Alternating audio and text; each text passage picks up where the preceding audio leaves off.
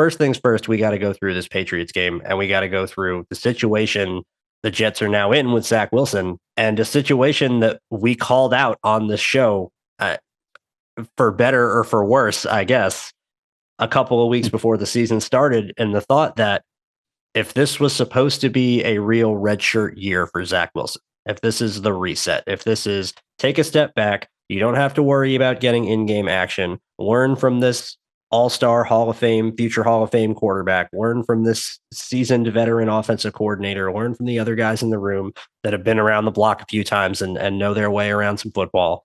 Take it all in, get better, practice, reset your mechanics, and we'll come back stronger in however long it was supposed to be. And the problem with that, as we pointed out, Matt, is that Zach Wilson was their QB2. And so they were, as we now saw, one Aaron Rodgers injury away from Zach Wilson being the unquestioned starter, and there not being anybody else on the roster talented enough to challenge him for that spot, to supplant him of that spot, to provide relief of that spot, or whatever it would have ended up being. And we need to address this first and foremost. Like we said, however many weeks ago it's a failure of the front office and it's a failure of the coaching staff to be so comfortable with Zach as their backup, knowing this is it for this year. We're putting all our eggs into this basket. We're going to get Rodgers. We have the defense. We have the young talent on offense. We're going to go for broke because we think we're ready and we're a quarterback away. Well, now that quarterback isn't here. And rather than have someone in between Rodgers and Zach to take that load off and allow Zach's reset year to be a true reset year, after 4 plays, he's right back into the lineup and he is right back as the Jets starting quarterback. And the results are about as expected through this point. So, Matt, I want to get your take on this. Just what should they have done? And we've seen what they've done this week, signing Trevor Siemian, a former Jet, to the practice squad last on the Denver Broncos. I think he was maybe on the Saints in between there, if I'm remembering correctly. Bounced around the league, had some starting reps, had some time in New York when Adam Gase was head coach, however long ago it feels like that was. What could they have done, and what can they do now besides adding Siemian?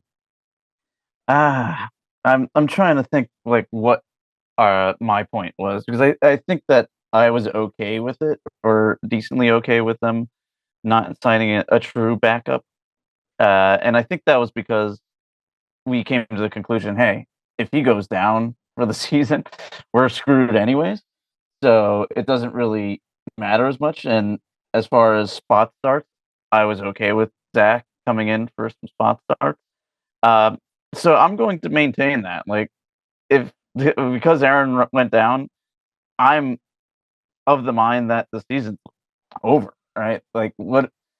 Yeah, they still have a great team, and nobody's walking in that's as serviceable as Rodgers, or that's as great as Rodgers, or as serviceable as half the backups in the league right now. Like, anybody that we pick up off the street, 32 teams deemed these guys not even good enough to be their backups. So I don't think we should really be putting too much stock into any of these guys, whether it's Siemian or anybody else, really coming in and making a huge difference, really moving the needle. It's not going to happen.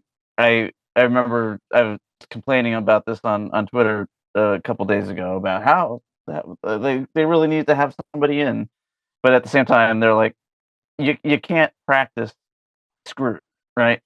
Like, if Rodgers goes down, you're screwed. You can't practice that. This is something that you just pray doesn't happen, and it happened. So now we just have to pick up the pieces, go through the stages of grief. I think I'm at acceptance right now. I've accepted the fate of this season. I've accepted what we have lays ahead of us. It's going to be a lot of grueling time spent watching this team. So get yourself a Taylor Swift jersey, because they're probably going to be the most exciting thing on TV this Sunday. Yeah, it's certainly what it seems like. We'll get to the Swifty mania and how that might and actually seriously might actually affect the Jets this weekend. Maybe in a good way. Maybe in a good way, exactly. Possibly in a good way. For this situation in particular, as I was on the side of, you can't, do you want to practice screwed? No. But that doesn't mean you don't prepare. That doesn't mean that you ignore it. That doesn't mean that you put all your eggs in one basket and not leave at least one or two of them out in a second backup basket where it's very, like I said, I think it's a failure of the front office and it's a failure of the coaching staff to not allow, from two sides of an angle, quite honestly. First and foremost, to not have some amount of a thought process of a plan in place to where even if it was a few spot starts, you're taking away the opportunity of the reset year that you said you were going to give Zach Wilson and throwing him into the lineup in a short notice. And it's unfair. The second point of this is it's unfair to Zach Wilson, where this was supposed to be his reset year. This was supposed to be his time to learn and sit back and watch Rodgers operate throughout a game and practice and all of that. And he got some of that. But it was also supposed to be the year when the pressure was gone. It was supposed to be the year for him to rebuild his confidence. And as we've seen, while there has been, quite honestly, a good amount of improvement in a lot of areas from Zach Wilson compared to his absolute worst last year, his confidence is still a big problem. And the confidence to make the bigger throws down the field when they are there, his confidence to hang in the pocket and find a shot down the field, not just hang in the pocket for a check down, the confidence to test coverage with his arm, to take advantage of tight coverage when a defender is leveraged a certain way and throw to an open spot like we saw him do at BYU so well, was the reason I thought he was such a polarizing and intriguing prospect coming out of college, was because he could put the ball in any sort of little honey hole that he wanted, and he would always do it depending on how the defender was leveraged. And at that point, you kind of take away scheme. You take away offense and defense and game planning and all of that. And it just becomes about, I'm the quarterback and I'm better than you. And yeah, this guy's covered, but you're only covering half of him, or you're covering him in a trail technique and your back is turned and you can't see the ball. So I'm going to put it over your shoulder. You're covering with an inside shade and it's on a go route. I'm going to throw this back shoulder to the outside and I'm going to take away your ability to make a play on the ball as a defender. That confidence is just completely and totally gone. And it's a real shame. It is a real shame. And I'm not saying that Zach Wilson would have fixed himself, and if he was the quarterback 3 and had this ability to get a reset and they had some sort of a true backup to come in and the backup was playing right now, that would be what fixes Zach Wilson. I'm not trying to say that whatsoever, but it would have given him a better chance than what we're seeing right now. And I'll be the one to say it. Matt, I want to hear how you feel because I don't want to speak for you. And if you disagree, you have every right. The fans are being way too harsh on him right now. Oh, absolutely. They are being absolutely ruthless right now. And I've seen so many people acting like this is the exact same Zach Wilson that couldn't hit a 5-yard swing route week 7 against New England last year. That was throwing, dig routes over the middle, 10, 15 yards down the field, 9 yards over people's head. That was not even seeing pressure, let alone stepping up away from it the wrong way or maybe spinning out in the wrong direction, not even feeling it or just running straight backwards and retreating. This is not the same Zach Wilson we saw at his worst last year. And while that is true, that doesn't mean that the Zach Wilson we're seeing right now is good enough for the Jets to succeed, because the reality is that he's not. And while he may not be wildly inaccurate, while his mechanics may not be as completely and totally destroyed, while his pocket presence has improved from being so bad before, it has gotten better. It has not gotten so much better to where it isn't still affecting him and causing some issues. He's not the same Zach that he was, but that doesn't mean that he's ready to carry this team. And they brought Aaron Rodgers in to carry this team. And it's really, let's call it like it is, at least in my opinion. We're all upset. We're all hurt. We're all damaged by the fact that this happened and that all this hype for this season was gone so quickly. And I think all of that anger and pain and depression and sadness is being unfairly thrown at Zach Wilson and Zach Wilson alone. And if you think Zach Wilson is the only reason the Jets lost to the Patriots last week, I got to tell you, you're looking in the wrong places. You're missing the forest for the trees because their run game practically invisible. Were the boxes loaded? Sure, yes. But once they finally started passing on first down later in the game and lightened those boxes, the run game started picking up a bit. Why is Randall Cobb on the field so much? Why is Randall Cobb out snapping Mecole Hardman by a lot? Why is Dalvin Cook out snapping pretty much any running back or tying Breece Hall in touches, if not overtaking him in touches, where we see Michael Carter for spot duty? And I get Dalvin Cook getting paid a good amount of money, and that's a main reason why he's here. But you didn't have to sign him, and we said that on this very show. You didn't have to sign him. There's so many other things at play here to where I personally, I can't sit here and go, it's all Zach Wilson's fault. He's so terrible. Get him out. Find any other quarterback off the street that you could pull. Random high school phenom quarterback that got a D2 college offer who's never played in the NFL, and he'll come in and he'll be better than Zach Wilson. We're talking about Colin Kaepernick reaching out. We're talking about signing Carson Wentz. We're talking about all of these crazy other things to where I just need people to be realistic and take the anger out of your hearts for a second and just be honest when what you're seeing and admit that, no, this is not the exact same Zach Wilson. And no, it's still not good enough to get the job done. But we can't act like you said, Matt. 32 other teams had opportunities to bring these guys in to be rostered at all, let alone start rostered at all. And they aren't for a reason. And to think that they would be able to pick somebody up off the street and have them walk in the door and immediately improve things and fix their offense like it was night and day, I just don't think that's true. No, it's not true. And you touched on it with all the anger. That's another stage of grief. And a lot of people are going to be stuck in that stage probably until next year when hopefully we see Rodgers back on the field. But we need to get past this. It's like The Sopranos. It's over, right? Like the Rodgers injury is long gone. He's recovering. We have to just pick up the pieces, throw crap at the wall, see what sticks. And you touched on something we've got also with Mecole and Cobb.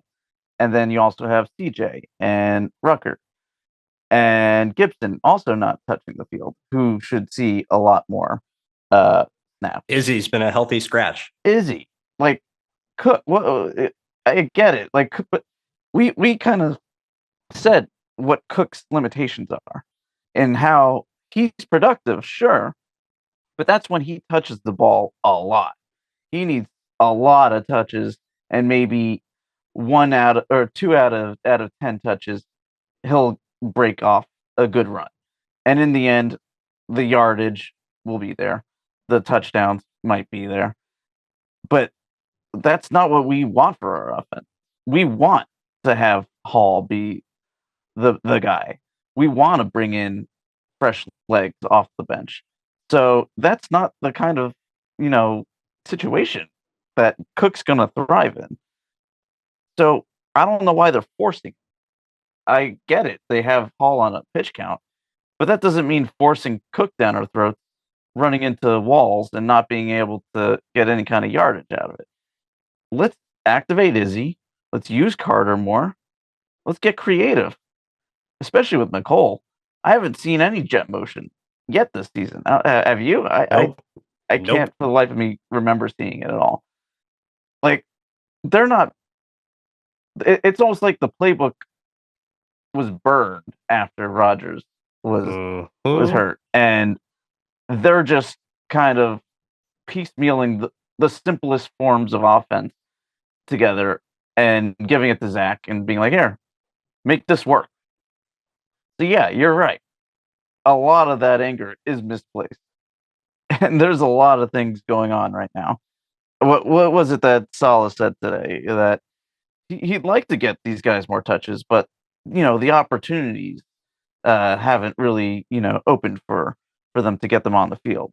Like, but they're the ones that are giving out these opportunities. What is the opportunity then? What is the opportunity? Like, there's either something really big going unsaid, or they're not understanding their roles as the coaches of this team.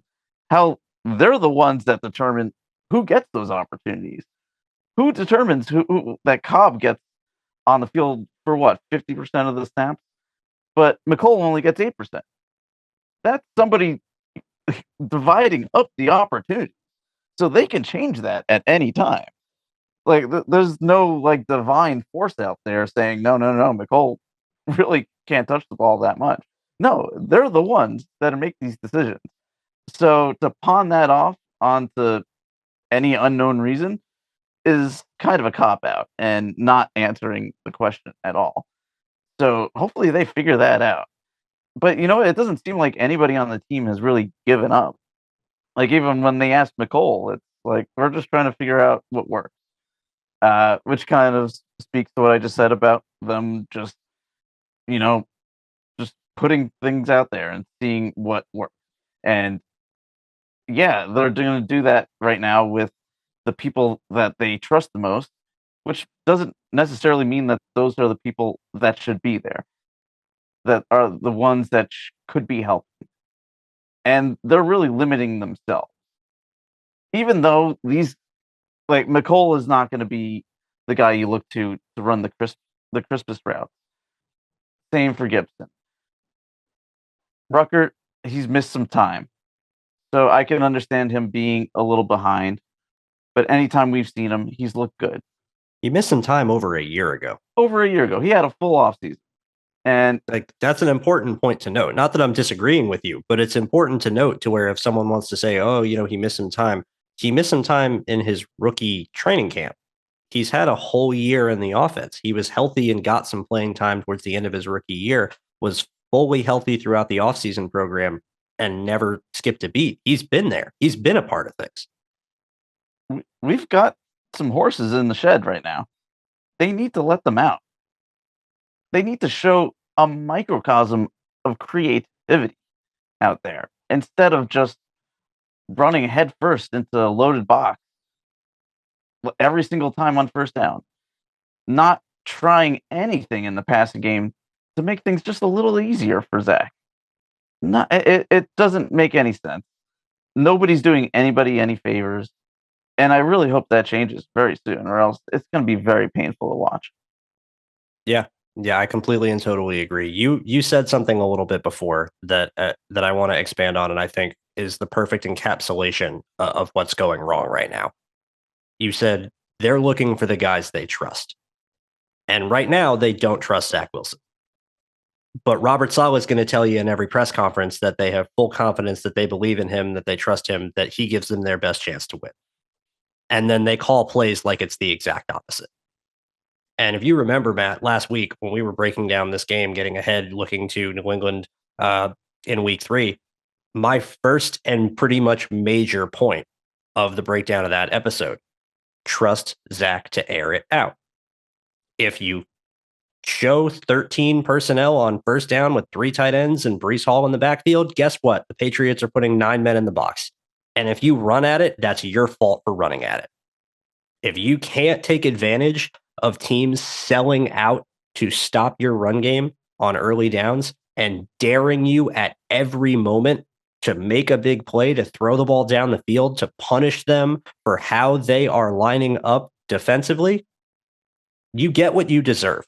Quite frankly, you get what you deserve. And the Jets got what they deserved last Sunday. They ran the ball on first down 10 straight times. 10 straight times. I thought Tony Romo was going to lose his mind by the end of the second quarter when they were still running the ball on first down. And it wasn't until later into the second half when they really started opening it up and trusting Zach and saying, let's throw a bit more on first down. Let's get the ball out of his hands. Let's let him take some shots downfield. And you know what? That was the best Zach Wilson looked all day. They scored that drive. They scored that drive. Was their only scoring drive. And Zach Wilson, quite frankly, had one of his best throws as a New York Jet on that drive, where he hits a cover 2 hole shot to Allen Lazard up the right sideline. Perfectly in rhythm, perfectly in stride. His mechanics were flawless. The ball was an absolute rocket. splits the corner and the safety. Corner doesn't sink deep enough. Safety can't get over. Hits Lazard dead in the chest. Lazard takes a shot, holds onto the ball, 18 yards, gets him into the red zone. And that was about the only time they tried it all game. And it's really a lot of things right now, again, being honest, are unfair to Zach Wilson.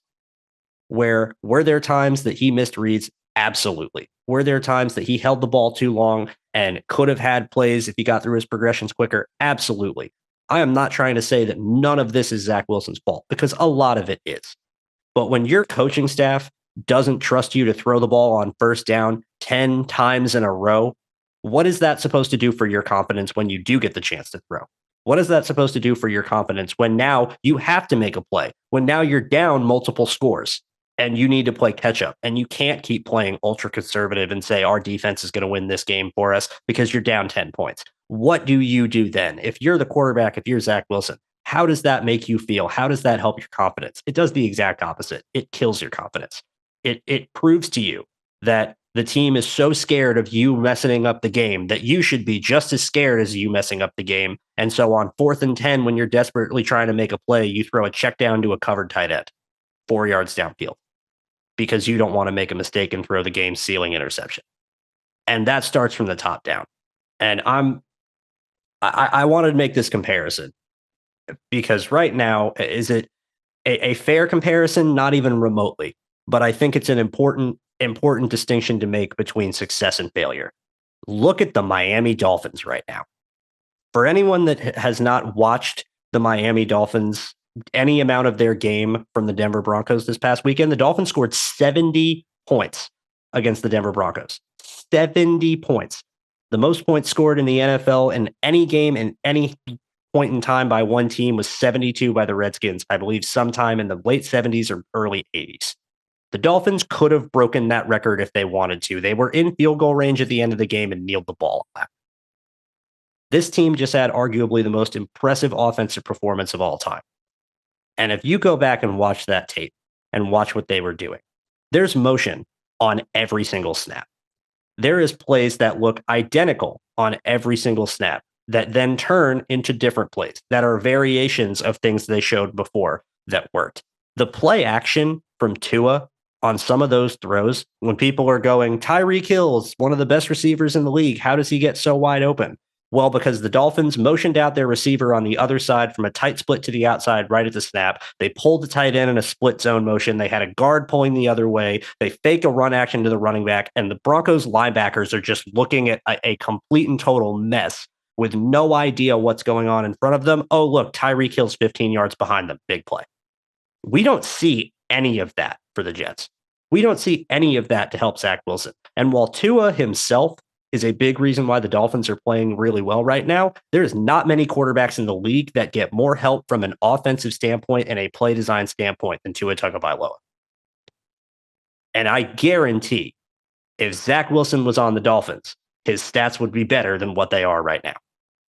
If everything else was exactly the same, if you took all the teaching and learning that Zach Wilson had in New York and right now, tomorrow, swapped him and put him on the Dolphins and had him start a game, I guarantee that his stats would be better for the Dolphins than anything they could be for the Jets right now, because the Jets aren't helping him. They're hiding him. And there is a major difference. And so if they have any hopes of having any chance of winning this game against the Kansas City Chiefs this Sunday, you have to take the training wheels off. Let this kid sink or swim. Let him live and be who he is. He was an aggressive down the field thrower at BYU. It's what he did best. It's what he still does best in some aspects. Let him do what he does best. Stop acting like your quarterback anytime he drops back to pass is going to ruin the game for you. Stop acting like you can't get so far behind the chains or worried that you're going to throw an interception on first down, because all of those 1st and 10 runs that gain 1 or 2 yards aren't moving you ahead of the chains either. What good is 2nd and 9 get you? Nothing. It has to change. This is going to continue to get worse. This will ruin their season. This will ruin their locker room. It might cost Saleh his job. They need to take the training wheels off, because right now they are throwing this kid to the wolves for no reason other than to protect themselves, and it's ending in losses as a result. It's got to change. It really does. Like, just as unprepared as Zach looks, they look even worse. they look even more unprepared, and that's very troubling. And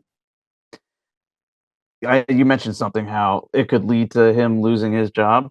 I don't think it'll get that far, uh, solely because Rodgers mostly came here for these guys.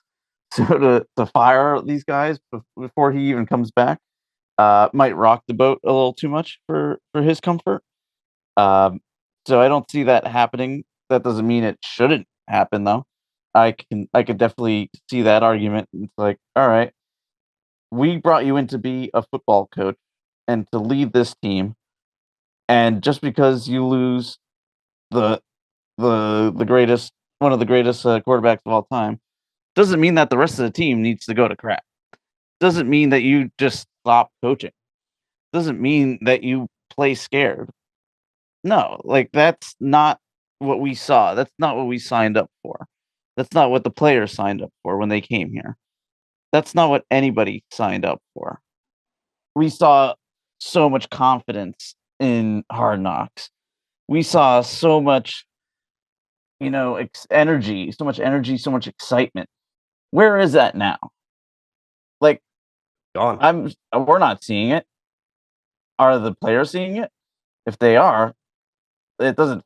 It's not translating. They're going to feed off the coach's energy. If they're coaching scared, guess what? The whole team's going to play scared. And you know who's the most susceptible to that? Zach.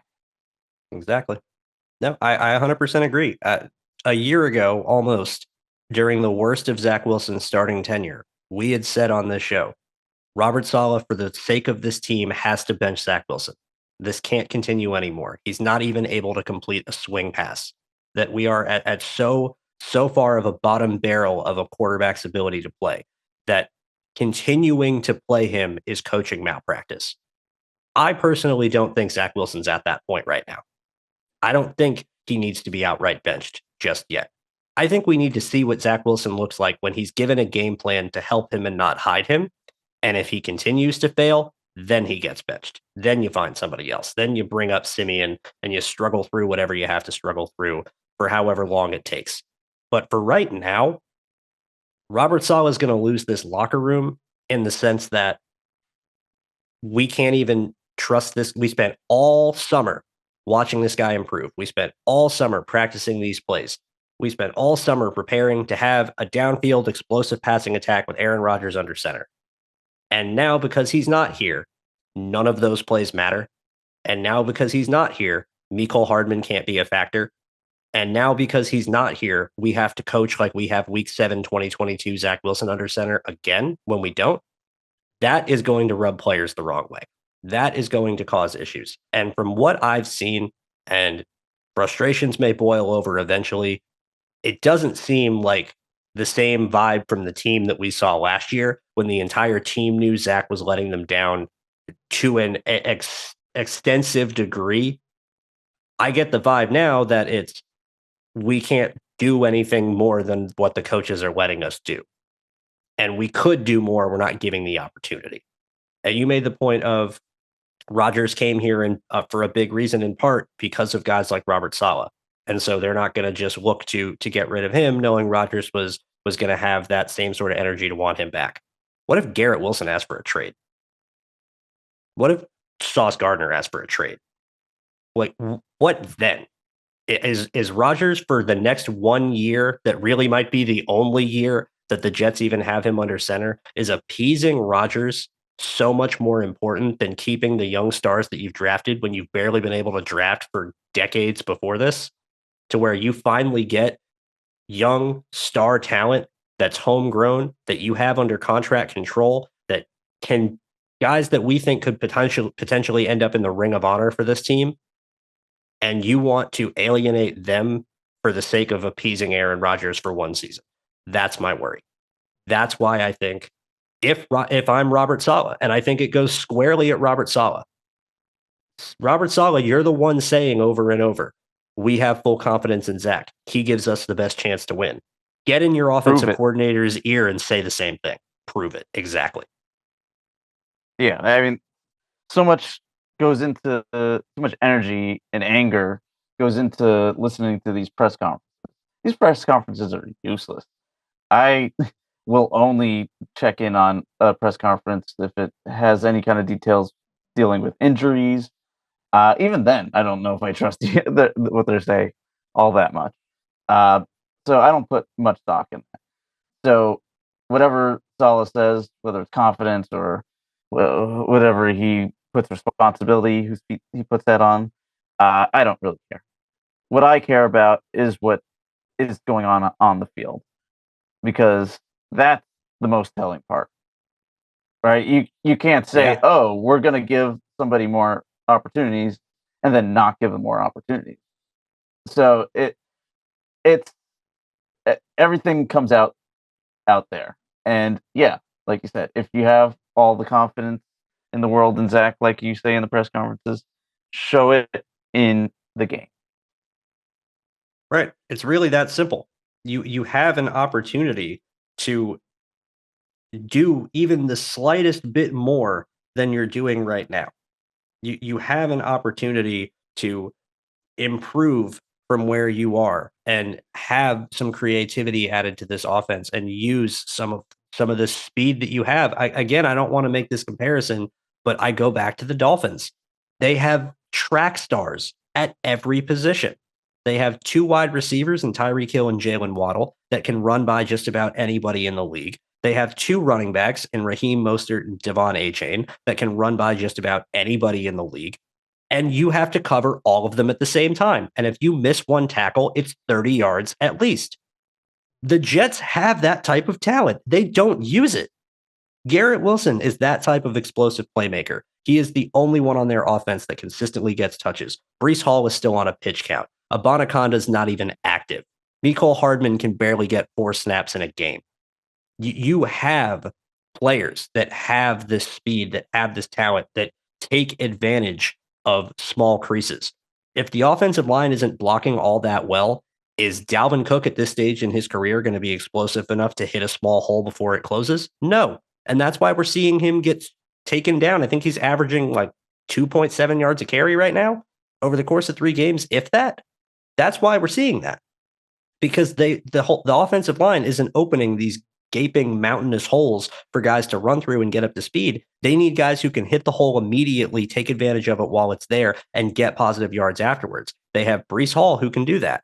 He's not getting the full workload that we would expect from a guy of Breece Hall's caliber. They have Izzy Abanaconda that can do that too. Michael Carter looked more explosive in the preseason. He's barely touched the ball. They have the opportunity to change things. And right now they're not. And I'm at that level of frustration with the coaching staff and how they're going about this situation is the same level of frustration I see a lot of people have with Zach Wilson. And that's what's bugging me is there reason to be frustrated with Zach Wilson? 150 million%. Not arguing that in the slightest. But if you only have frustration at Zach Wilson, if your frustration is only because he's the quarterback and that's the only reason why things are so bad, and oh my God, get anybody else off the street, we don't want to watch this guy anymore, you're telling on yourself. You're telling on yourself. You are telling on yourself that you don't fully understand the game of football because there are so many other problems at play and they start from the top down, not just a quarterback, and it's got to be fixed. It really does. And yeah, I if you're going to be angry, fine. But at least be honest with your anger, just like you said. Right. And direct it in the right places. You can be angry at Zach. Don't just be angry at Zach.